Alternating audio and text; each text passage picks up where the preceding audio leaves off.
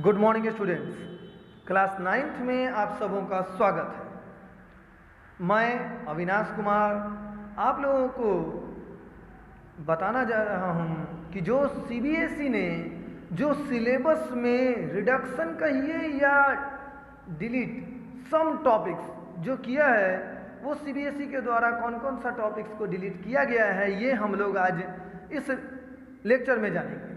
इसमें सबसे इम्पोर्टेंट आपका क्लास 9th से हम शुरू कर रहे हैं और क्लास 9th में ये है मैटर, नेचर एंड बिहेवियर्स, ये आपका यूनिट फर्स्ट। इसमें आपको जो डिलीट या कहिए कि जो हटाया गया जो टॉपिक है वो क्या क्या है ये बताएंगे।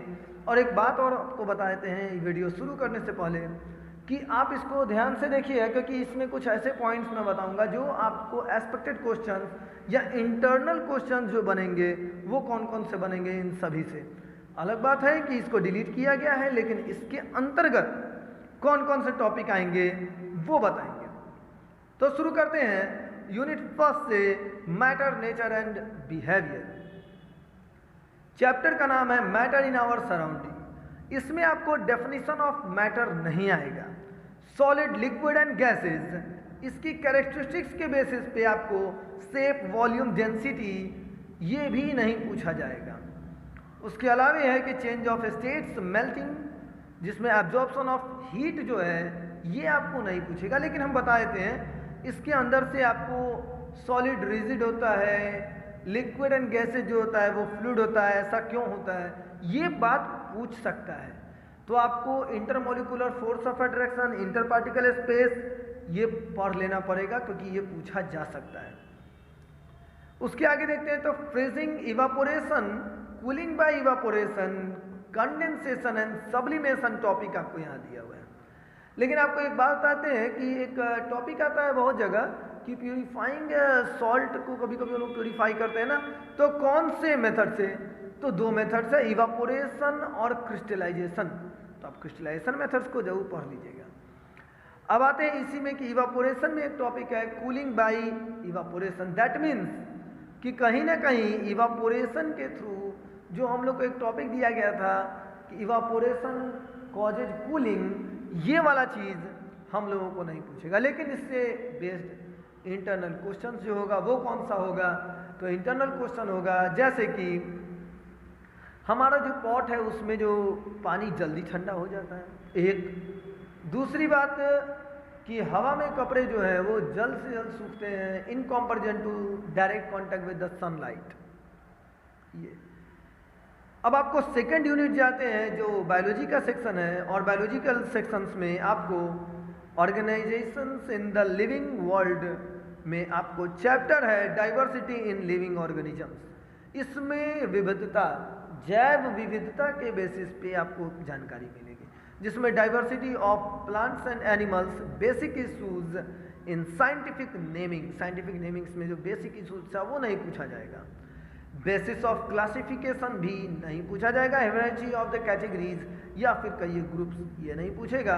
और major groups of the plant, salient features, bacteria, thallophyta, bryophyta, pteridophyta, gymnosperms and angiosperms ये नहीं पूछेगा। Major groups of the animals, इसमें भी आपको नहीं पूछेगा। दैट मीन्स कि इसका सैलिएंट फीचर्स आपको नहीं पूछेगा।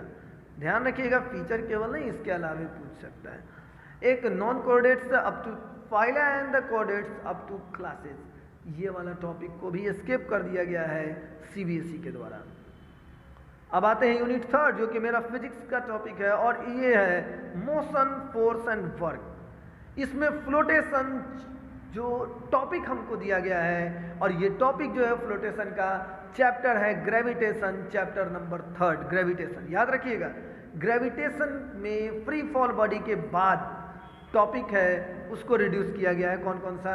तो थ्रस्ट एंड प्रेशर नहीं पूछेगा, आर्किमिडीज प्रिंसिपल आपको नहीं पूछेगा, और बायोन्सी नहीं पूछेगा, बट बायोन्ट फोर्स पूछ सकता है, क्योंकि बायोन्सी तो एक फेनोमेना है। Elementary ideas of relative density नहीं पूछेगा, लेकिन फिर भी आप लोग एनसीईआरटी में 2 न्यूमेरिकल्स रिलेटिव डेंसिटी पर है। एक सिल्वर वाला जो रिएक्शंस जो दिया गया एक एक्सपेरिमेंट है, ये जरूर जान लीजिएगा और इस पर न्यूमेरिकल जरूर बना लीजिएगा। एक और आते हैं लास्ट चैप्टर जो है साउंड, इसमें nature of the sound and its propagations in various different types of media, either it is solid, liquid और गैसेज। 3 तरीके के मीडियम में नेचर कैसा है साउंड का ये नहीं पूछेगा, स्पीड भी नहीं पूछेगा और ना ही range of hearing in humans 20 hertz to 20,000 hertz नहीं पूछेगा। लेकिन अब देखिए कितना दिमाग की बात है कि सीबीएसई ने यहाँ पर अल्ट्रासाउंड को लिखा है कि नहीं पूछेंगे। दैट मीन्स इंफ्रासोनिक साउंड वो पूछ सकते हैं, रिफ्लेक्शन ऑफ साउंड नहीं पूछ सकते हैं, लेकिन हो सकता है कि लॉज ऑफ रिफ्लेक्शन तो पूछा जा सकता है। इको नहीं पूछा जाए तो इको नहीं पूछे तो कोई बात नहीं, लेकिन रिवर्बरेशन तो पूछा जा सकता है। सोनार के बारे में नहीं पूछेंगे, लेकिन सोनार से रिलेटेड जो हम लोग नेविगेटिंग ऑब्जेक्ट्स को नेविगेट करते हैं ये तो पूछा जा सकता है, या रेडियो वेव्स के तौर पे कंपैरिजन किया जा सकता है कि सोनार और रडार के बीच में कंपैरिजन बताइए। Structure of the human ear, auditory aspect सुनने के बेसिस पे केवल नहीं पूछेगा, बाकी आपको स्ट्रक्चर से रिलेटेड जो टॉपिक होगा वो स्ट्रक्चर ऑफ ह्यूमन ईयर में सिलेक्टेड जगह पर पूछ सकता है। तो आप इसको याद रखिएगा, अच्छे से तैयारी कीजिएगा।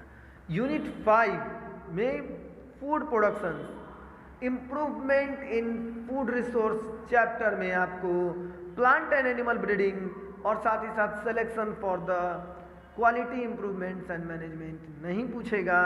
Usage of fertilizers and manures भी नहीं पूछेगा, लेकिन मैन्योर्स बेनिफिशियल है in comparison to fertilizers for our plant, soil और अदर ऑर्गेनिजम्स, ये पूछ सकता है।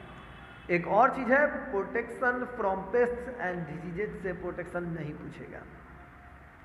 ऑर्गेनिक फार्मिंग नहीं पूछेगा, लेकिन हो सकता है इसका बेनिफिट पूछ सकता है।